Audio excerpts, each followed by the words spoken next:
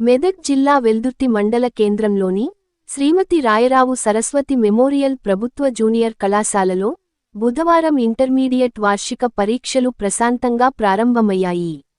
మొదటి రోజు మొదటి సంవత్సరం పరీక్షకు 157 మంది విద్యార్థులు హాజరు కావలసి ఉండగా 156 మంది విద్యార్థులు పరీక్షకు హాజరైనట్టు అధికారులు తెలిపారు.